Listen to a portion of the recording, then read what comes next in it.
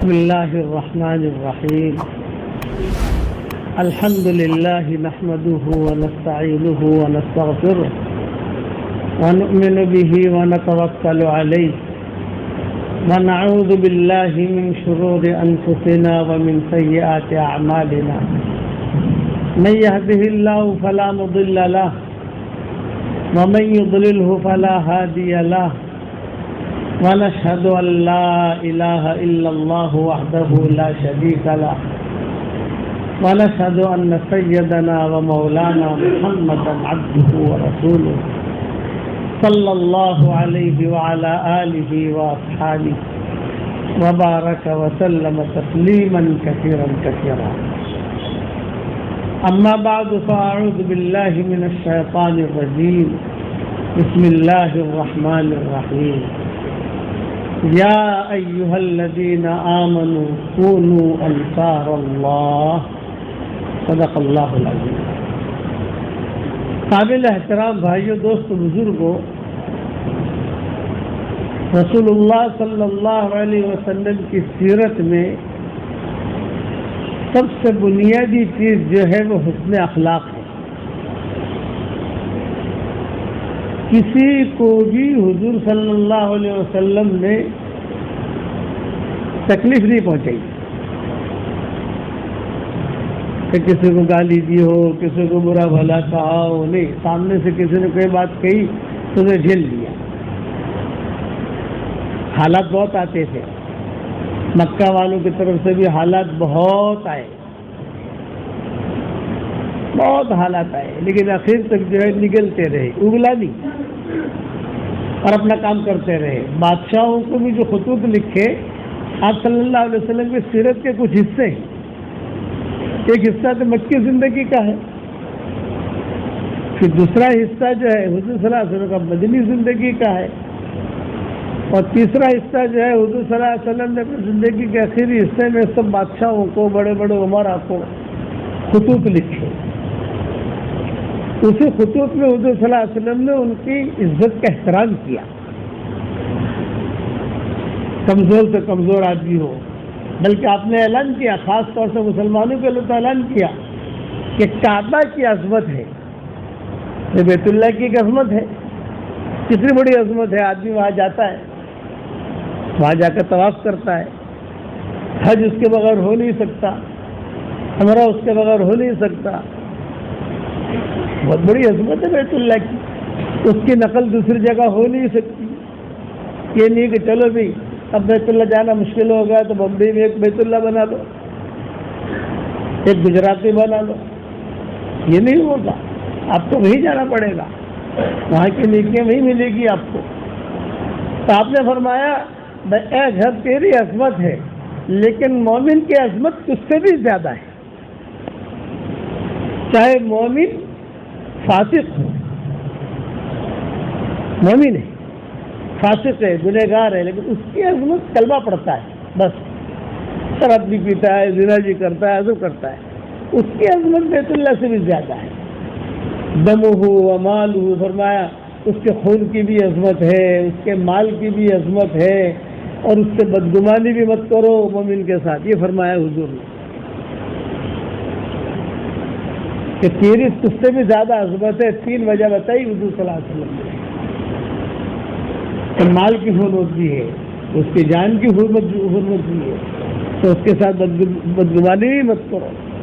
اسی لیے آپ کے سامنے حضرت اسامہ جو تھے یہ کوئی قبول صورت نہیں تھے. میں عائشہ ان کا قصہ سناتی ہوں، یہ کوئی قبول صورت نہیں تھے، ناک چپٹی تھی حضرت اسامہ کی، اور چچک کے داغ بھی تھے. ایک تو ناک چپٹی ہو اور چچک کا داغ، رنگ بھی کالا تھا، یعنی کشش والی کوئی چیز نہیں تھی حضرت اسامہ کے اندر. مسلمان تھے، ایمان والے تھے، ام ایمن کے بیٹے تھے. تو حدیث میں آتا ہے کہ جب مدینہ منورہ آئے تو وہاں پر کسی جگہ پر بیٹھ کر ایسا کھیل رہے تھے، بچپنا تھا ان کا، کھیلتے کھیلتے گر پڑے. گرے تو چوٹ آئی، خون نکلنے لگا. حضور نے دیکھا بھی آواز ہو رہی ہے, کیا ہو رہا ہے, کون گرا؟ جیسے بچہ گرتا ہے گھر میں تھوڑی دھمال ہو جاتی ہے نا, یہ کون گرا کون گرا. تو آپ نے فرمایا ابھی کیا ہوا؟ تو دیکھا تو اسامہ, اور خون بھی نکل رہا. اور روایت میں یہ بھی ہے کہ اس وقت ان کو جو سردی بھی ہوئی تھی, تو خون بھی نکل رہا, ناک بھی بہ رہی, ناک بھی چپٹی, رنگ بھی کالا, کوئی کشش کی چیز نہیں ہے. حضور صلی اللہ علیہ وسلم نے تو عائشہ سے کہا, ارے بے عائشہ تھوڑا صاف کر لو, نہیں بیچارا بچہ جو گر پڑا ہے. حضرت عائشہ خود فرماتی تھی, میں نے کہا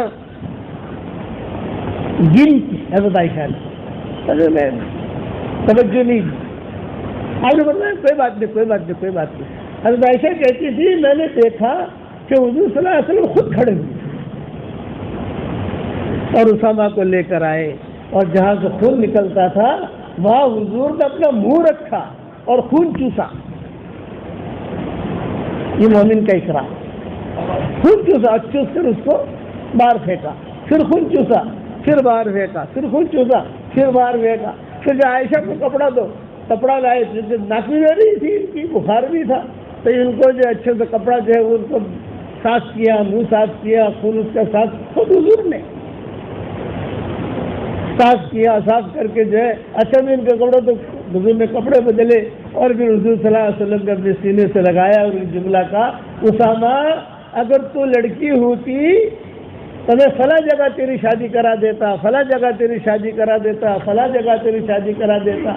تو عائشہ کہتی ہے جب میں نے یہ معاملہ دیکھا تب مجھے پتا چلا کہ مومن کا احترام حضور کے دل میں کتنا ہے اور اسامہ کا احترام کتنا ہے. حضرت عائشہ فرماتی تھی اس دن سے میں نے اسامہ کا احترام کرنا شروع کر دیا. عزت, حضور کے انتقال کے بعد یہ تو زندہ رہے نا. حضور صلی اللہ علیہ وسلم کے انتقال کے بعد جو لشکر گئے تھے ان لشکروں کا امیر حضور نے اسامہ کو ہی بنایا تھا. جس پر صحابہ کو اشکال ہوا تھا بھی چھوٹے بچے کو ایسے بنا دیا, فرمایا نہیں ہم نے ذمہ داری دی ہے اس کو, یہ تمہاری ذمہ دار ہے, یہ امیر. کافی دنوں تک زندہ رہے حضرت اسامہ. تو کبھی کبھار باندیا کہتی ہے حضرت عائشہ کو اسامہ آ رہے ہیں, گزر رہے ہیں, تب عائشہ جو احترام کھڑی ہو جاتی اپنے کمرے میں. تو باندیا پوچھتی امی آج کیوں کھڑی ہو گئی؟ بولے اسامہ کے احترام میں کھڑی ہوئی ہے. پھر یہ قصہ سنا کہ ایک قصہ میرے ساتھ ہوا ہے حضور صلی اللہ علیہ وسلم کا, کہ حضور نے اپنا منہ رکھا اور منہ رکھ کر اسامہ کا خون چوسا اور پھر باہر پھینکا, چوسا باہر پھینکا, کپڑے صاف کیے, منہ صاف کیا, اور پھر فرمایا اگر اسامہ لڑکی ہوتی تو فلاں جگہ شادی کرا دیتا, فلاں جگہ شادی کرا دیتا. عرفات کے میدان میں یمن والوں نے معمولی سے تنقید کی تھی اسامہ پر. حضور صلی اللہ علیہ وسلم کے یہ ردیف تھے, حجۃ الوداع میں بھی یہ ردیف تھے, فتح مکہ میں بھی یہ ردیف تھے. ردیف کا مطلب یہ ہوتا ہے حضور نے ان کو اپنے پیچھے بٹھایا تھا اس کے اوپر, تو لوگ کہتے تھے اتنا بڑا نبی, اتنا بڑا نبی, اس کے ساتھ تو جو پرائیویٹ سیکرٹری ہونا چاہیے بڑا ہونا چاہیے. آپ فرماتے تھے نہیں, مومن کافی ہے. یعنی کتابوں میں لکھا حجۃ الوداع میں بھی یہ ردیف تھے اور فتح مکہ میں بھی یہ ردیف تھے حضرت اسامہ. تو حضور صلی اللہ علیہ وسلم جب عرفات میں سورج غروب ہو گیا, صحابہ آئے اور کہا اس لیے کہ عرفات میں آپ کا حجۃ الوداع تھا, اس میں تو سب لوگ شریک ہو گئے تھے نا, یمن سے, یہاں سے, وہاں سے, جو بھی آئے لوگ, آپ نے اعلان کر دیا تھا کہ ہمارا حج ہے, اب جو بھی ہمارے ساتھ حج کرنا چاہے وہ حج کرے. عام اعلان تھا, کوئی ویزا نہیں, کوئی پاسپورٹ نہیں, کوئی تصریح نہیں, کوئی کرونا نہیں, کوئی ٹکٹ نہیں. آپ نے عام اعلان کر دیا ہم حج میں جا رہے ہیں, سارے کے سارے جو ہے وہ حج میں آ جائے ہمارے ساتھ. ہر آدمی نے اپنی اپنی جماعت بنا لی, ہر آدمی نے اپنی جماعت بنا لی. کسی نے اپنے خاندان کی جماعت بنا لی، کسی نے اپنے دوستوں کی جماعت بنا لی، حضور صلی اللہ علیہ وسلم کے ساتھ روانہ ہو گئے۔ جب عرفات میں پہنچے، سورج غروب ہوا، صحابہ آئے اور کہا کہ حضرت سورج غروب ہو گیا ہے، مزدلفہ چلے؟ آپ نے فرمایا میرے ردیف کا انتظار ہے، مجھے میرے ساتھ میری اٹھنی پر بیٹھا ہے ایک آدمی، اس کا انتظار ہے۔ ٹھیک ہے، تھوڑی دیر کے بعد پھر آئے، حضرت سورج غروب ہو گیا، اب ہم چلے مزدلفہ، تو مجھے ردیف کا انتظار ہے۔ اتنے میں تو صحابہ آ گئے، تو یمن والوں نے کہا کہ یہ کس کی وجہ سے حضور نے انتظار کیا؟ لونڈا، ہمارے دیکھو لونڈا، نہ شکل نہ عقل، اس کی وجہ سے انتظار کیا۔ تو صدیق اکبر نے کہا ان لوگوں کی طرف دھیان سے دیکھو، یہ لوگ بہت بڑے فتنے میں مبتلا ہوں گے۔ چنانچہ حضور صلی اللہ علیہ وسلم کا جب وصال ہوا، سب سے پہلے مرتدین کی جو خبریں آئی ہیں مدینہ میں، سب سے پہلے انہی کی خبر آئی جنہوں نے اسامہ پر تنقید کی۔ مومن کی عزت، مومن کا احترام یہ بتایا حضور صلی اللہ علیہ وسلم نے، یہ احترام کرو۔ بیت اللہ کی عظمت سے زیادہ بتایا کہ بیت اللہ تو ایک دن اٹھایا جائے گا، لیکن مومن نہیں اٹھایا جائے گا۔ بیت اللہ پر تو حالات آئیں گے، تو صحیح حدیثوں میں آتا ہے رات کو عشاء کی نماز کے بعد لوگ بیت اللہ کا طواف کریں گے، بہت بڑا ہجوم ہوگا، کتابوں میں لکھا ہے سب بیت اللہ کا طواف کریں گے، بہت بڑا ہجوم ہوگا، اور بیت اللہ کا طواف کر کے اپنے اپنے گھروں پر جائیں گے، اور صبح تہجد میں فجر کی نماز میں جب حرم میں داخل ہوں گے بیت اللہ نہیں ہوگا۔ لوگ کھڑے کھڑے باتیں کریں گے، ارے اللہ کا گھر کہاں گیا؟ کوئی کہے گا یہاں تھا، کوئی کہے گا یہاں تھا، نہیں رات کو تو طواف کر کے گئے۔ پھر وہ نشانی میں بیان کریں گے مقام ابراہیم کو، بھی مقام ابراہیم ہی ہے، اس کے سامنے تو بیت اللہ تھا، اس سے ہٹا ہوا تو تھا نہیں۔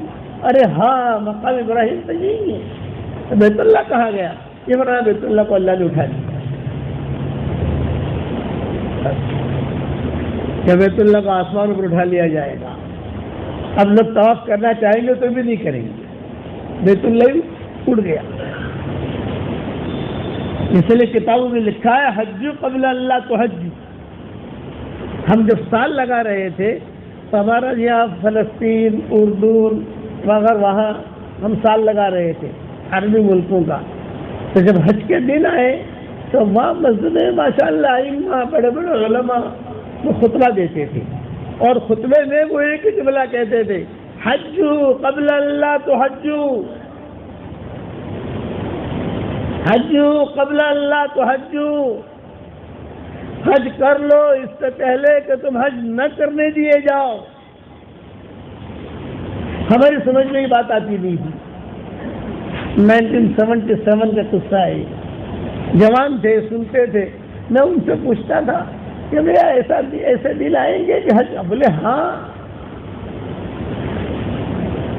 بیت اللہ ہوگا لیکن خالی ہوگا، اور کرونا میں ہم نے دن دیکھ لیے، حج قبل اللہ تو حج، حج یہ اعلان کرتے تھے، اس اعتبار سے لوگوں کی تشکیل کرتے تھے، تو لوگ جو ہے کہتے تھے انا مستعد انا مستعد انا مستعد، پھر بسیں وہاں سے تو بسوں میں حج میں آتے ہیں نا لوگ، پھر بسیں بھر بھر کے جو ہے جاتے تھے، تو کہتے تھے حج قبل اللہ تو حج، حج کر لو اس سے پہلے کہ تم حج نہ کرنے دیے جاؤ، یہ بیت اللہ کو اللہ اٹھا لے گا، بیت اللہ کو جا کے دیکھ لو۔ پھر کہتے تھے مدینہ منورہ خالی ہو جائے گا، تو بیانوں میں کہتے تھے، حدیثوں تو ہم نے باتیں پڑھی، کتابوں کے مطالعے بات نہیں کیے، جب کتابیں لکھنی شروع کی، بیان کرنے شروع کیے، واٹس ایپ پہ سبق دینے شروع کیے، سب کتابیں دیکھنی شروع کی ہم نے۔ جوانی تھی تو کہتے تھے مدینہ چلے جاؤ، مدینہ کو دیکھ لو، مسجد نبوی کو دیکھ لو، ایک دن آئے گا کہ مدینہ خالی ہو جائے گا۔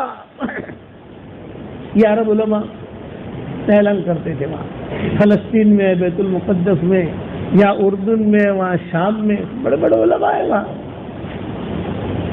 میں دھیان سے سنتا تھا ان کے خطبے. ہم تو سال میں چل رہے تھے، لیکن میں کہتا تھا مسجد نبوی خالی ہو جائے گی. مسجد نبوی بولے مسجد نبوی نہیں، مدینہ بھی خالی ہو جائے گا. تو کہتے ہیں پھر اپنی کتابوں میں پڑھا کہ ہاں ایک دن ایسا آئے گا، ایک زمانہ ایسا آئے گا کہ مدینہ منورہ ٹوٹل خالی ہو جائے گا، کوئی نہیں. مسجد نبوی کے دروازے کھلے ہوئے ہوں گے، یہ حضور نے فرمایا. تو مدینہ میں مسجد نبوی کے دروازے کھلے ہوئے ہوں گے، کوئی روکنے والا نہیں ہوگا، نہ بندہ نہ پرندہ، نہ بندہ نہ پرندہ. جنگلی بھیڑی آئیں گے، جنگلی شیر آئیں گے، جنگلی کتے آئیں گے، اور وہ جنگلی کتے آ کر مدینہ میں گھومیں گے. جب مدینہ میں گھومیں گے تو روایتوں میں یہ ہے کہ وہ چلتے چلتے مسجد نبوی کے دروازوں پر آئیں گے. دروازے تو کھلے ہوئے ہیں، بولتے ہیں ہی. آپ نے فرمایا مسجد نبوی کے دروازے کھلے ہوں گے، میرے مسجد کے دروازے کھلے ہوں گے، وہ داخل ہوں گے تو روکنے والا ہی نہیں ہوگا، اور میرے منبر پر پیشاب کریں گے.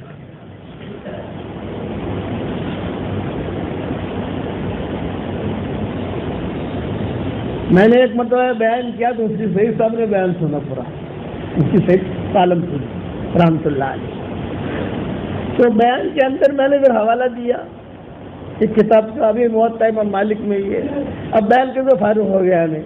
یہ سارا بیان مفتی سعید صاحب کے ایسے دن چل رہے تھے، یہاں بمبئی میں تھے، وہ زیر علاج تھے، اور کرونا کے خاص دن تھے. وہ تو گھر میں بیٹھ کر ہم بیان کرتے تھے رمضان میں. مفتی سعید صاحب یہی تھے، علاج ہو رہا تھا ان کا، اور اس کے بعد جو ان کا 15 دن کے بعد یا 20 دن کے بعد انتقال ہو گیا، اللہ ان کی مغفرت کرے. تو پھر وہ جب میں بیان کر چکا مسجد نبوی کا، بیت اللہ کا، بیت اللہ جب بیت اللہ ہی اٹھا لیا تو طواف کے کیا ہوگا؟ یہ بھی تو ہے نا، میں بیت اللہ ہی اوپر چلا گیا تو طواف کے کیا ہوگا؟ صبح لوگ آئیں گے، اب رات کو قرآن پڑھتے لیٹیں گے اپنے گھروں پر، اور صبح کیا ہوگا؟ قرآن کھولیں گے تو حروف آسمانوں پر. آج تو قرآن ہم دیکھ سکتے ہیں، غنیمت ہے. قرآن پڑھ بھی سکتے ہیں، غنیمت ہے. جہاں میں بیان کر کے فارغ ہوا تو مفتی سعید صاحب رحمۃ اللہ علیہ، اللہ ان کے قبر کو نور سے منور فرمائے، ان کا مجھے فون آیا اور فرمایا کہ بھائی تمہارا پورا بیان میں نے سنا ہے. وہ علمی آدمی تھے، اس زمانے کے ابن تیمیہ تھے، وہ بہت گہرا علم تھا ان کا. وہ کوئی بھی ان کو کسی کی طرح اٹک جائے تو کوئی جواب نہیں دے سکتا تھا. انہوں نے کہا آپ نے بیان کیا، میں نے پورا سنا، سب صحیح ہے الحمدللہ، لیکن مجھے ایک اشکال ہے. مفتی صاحب نے کہا مجھے، میں نے کہا بتائیے حضرت، آپ نے موطا امام مالک کا حوالہ کیوں دیا؟ میں نے کہا موطا امام مالک میں نے دیکھا تو حوالہ دیا. ارے بولے اونچی کتابیں بھی ہے، بخاری میں ہے، مسلم میں ہے، فتح الباری میں ہے، وہ حوالہ دیتے. جب حوالہ دینا ہے تو ٹاپ دو. آپ نے موطا امام مالک کا حوالہ کیوں دیا؟ بھائی میں نے کہا بخاری تو آپ کے پاس ہے، میں نے تو بخاری میں مجھے پتا نہیں تھا. بولے نہیں. انہوں نے کہا یاد رکھنا، جب کوئی بات کا حوالہ دو تو ٹاپ اگر ہے تو ٹاپ دو، چھوٹی کتاب کا حوالہ مت دو. یہ مجھے کہا. تو ہو سکتا ہماری دعا بھی گھنٹے کی ہوئی تھی، 15 شعبان تھی یہاں، تو مجھ سے سب نے کہا کہ آپ کی پوری دعا میں نے سنی، دعا کے اندر تو باتیں بڑھا دو. کہ مجھے کہا انہوں نے. میں نے کہا کیا بڑھاؤں؟ بولے کہ اللہ کورونا سے تو ہماری حفاظت فرما، اور دوسرا یہاں کا جو چودھری ہے اس سے حفاظت فرما. میں نے کہا چودھری کے بارے میں کیسے کہوں یار؟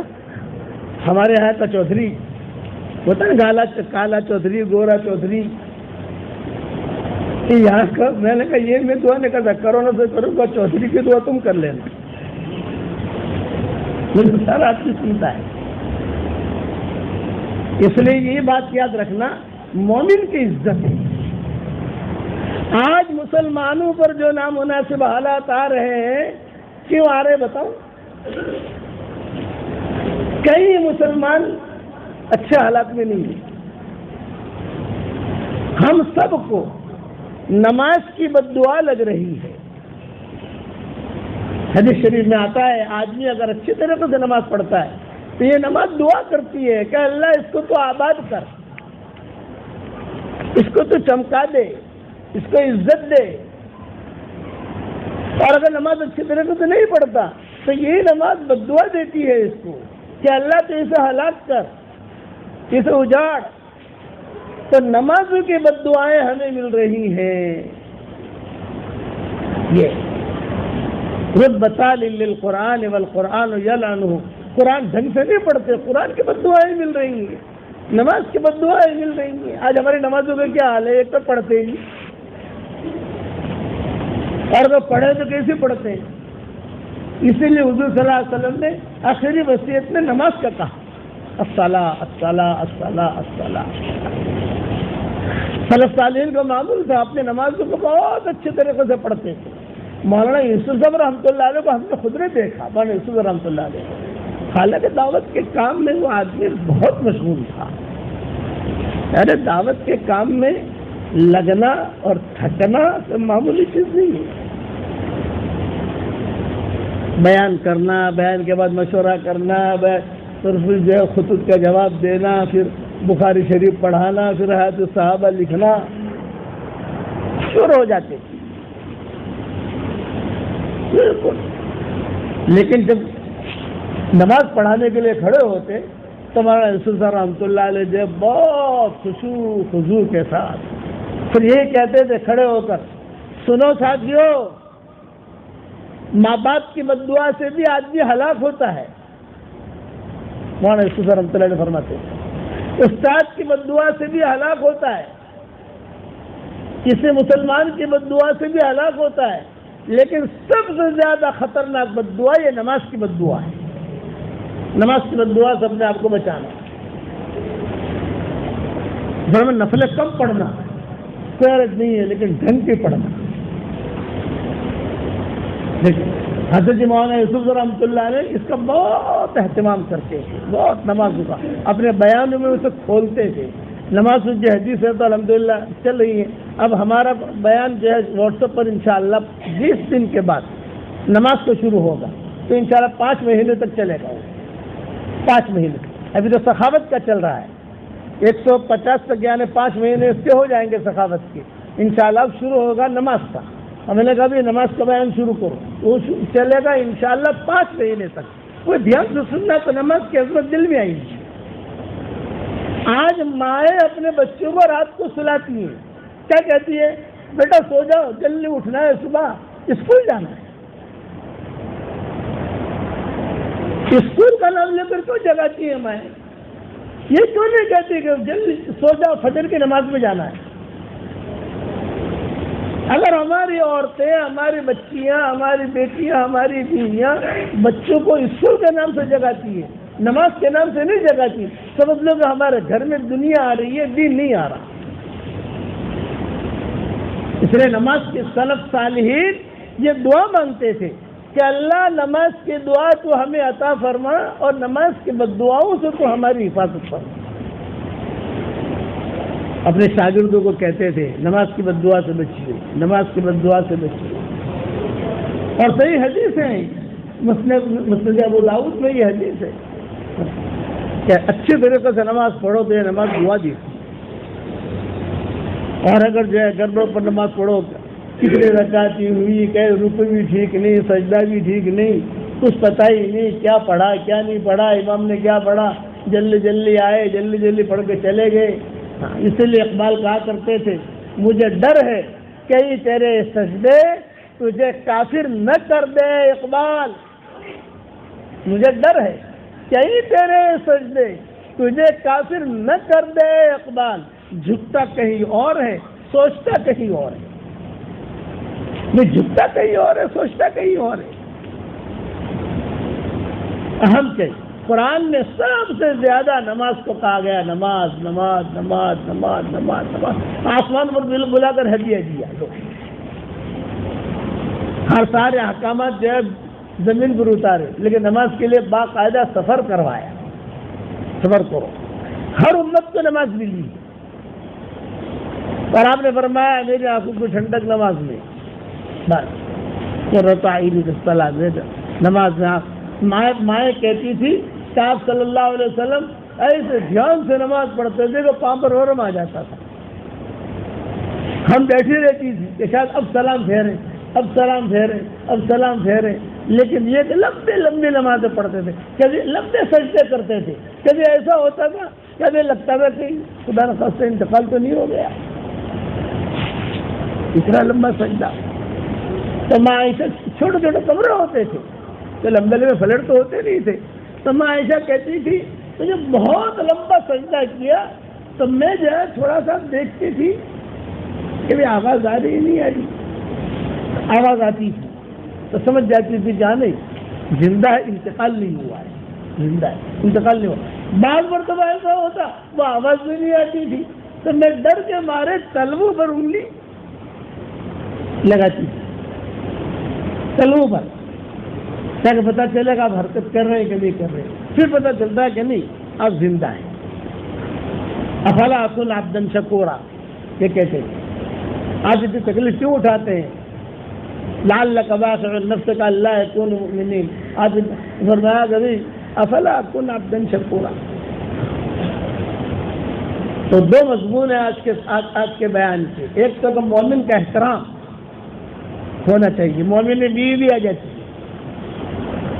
مومن میں بچے بھی آ جاتے ہیں, مومن میں پارٹنر بھی آ جاتا ہے. احترام. اسامہ کے قصہ یاد رکھنا. حضرت اسامہ آپ کہتے تھے کہ اچھا یہی حال تھا ان کی والدہ کا. ام ایمن جو ہے یہ کوئی قبول صورت نہیں تھی, سیدھی شادی اور سیدھی شادی. حضور صلی اللہ علیہ وسلم کو بچپنے میں انہوں نے رکھا ہے ام ایمن نے. جب آپ صلی اللہ علیہ وسلم کی ماں کا انتقال ہو گیا تو حضور صلی اللہ علیہ وسلم کی عمر 5 سال کی تھی. قبر میں جب رکھا ماں کو تو حضور بھی کود پڑے. یہ ام ایمن ساتھ تھی, اس نے حضور کو نکالا. محمد کہا نہیں میں تو میری ماں کے ساتھ سوؤں گا, میری ماں کے ساتھ سوؤں گا. ماں کی ایک محبت ہوتی ہے نا. تو ام ایمن نے نکالا اور ام ایمن نے نکال کر حضور صلی اللہ علیہ وسلم کو سینے سے لگایا اور کہا تمہاری ماں کا انتقال ہو گیا ہے. نہیں میری ماں کی قبر میں سوؤں گا, میری ماں کی قبر میں سوؤں گا. دفن کیا تو حضور صلی اللہ علیہ وسلم کو ام ایمن جو اٹھا کے چلی. اصل میں اور لوگ بھی تھے لیکن یہ ام ایمن کا نام آتا ہے. چلے تو حضور جو ہے پیچھے مڑ کے دیکھتے تھے قبر کی طرف. حضور صلی اللہ علیہ وسلم پیچھے مڑ کے, اور ام ایمن جو ہے چہرہ حضور کا وہاں سے ہٹاتی تھی. جب تنعیم میں پہنچے تو عبد المطلب اکرام کے لیے آئے, استقبال کے لیے. تو عبد المطلب کو معلوم نہیں تھا کہ آمنہ کا انتقال ہو گیا ہے. تو عبد المطلب نے کہا کہ ام ایمن نے کیوں اٹھایا ہے اس کو, آمنہ کہاں ہے؟ ام ایمن اور آمنہ میں فرق ہے, اس نے کیوں اٹھایا ہے؟ تو لوگوں نے کہا کہ آمنہ کا انتقال ہو گیا ہے. تو عبد المطلب نے گھر میں سارا انتظام کیا تھا, گھر ٹھیک ٹھاک کیا تھا حضور کے استقبال میں, آمنہ کے لیے پانی, بستر سب. تو عبد المطلب ہچکیاں مار کر رہے ہو, کون سنبھالے گا اس کو؟ تو اس وقت عبد المطلب نے فیصلہ کیا کہ اب ام ایمن عورتوں کے اندر ان کو سنبھال لیجیے. تو حضور کہتے تھے مجھے اس ام ایمن کی وجہ سے ماں کا پیار ملتا ہے. لوگ ہنستے تھے کبھی کبھی, صاحب فرماتے تھے کیوں ہنس رہے ہو؟ یہ ام ایمن کو بولنا نہیں آتا, سلام کرنا نہیں آتا.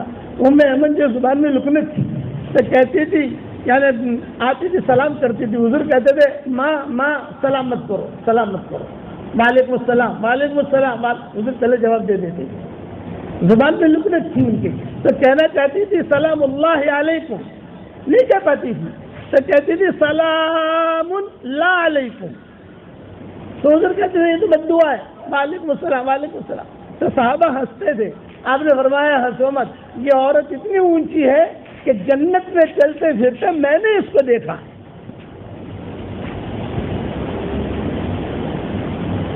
اس لیے مسلمانوں کا احترام کرو, چاہے فاسق ہو فاجر ہو, اور نماز کو اچھی طریقے سے پڑھو. اللہ تعالیٰ نماز کی بد دعا سے بچو. خاص جملہ یاد رکھنا, نماز کی بد دعا سے بچو. اللہ تعالیٰ ہم سب کو عمل کرنے کے توفیق عطا فرمائے.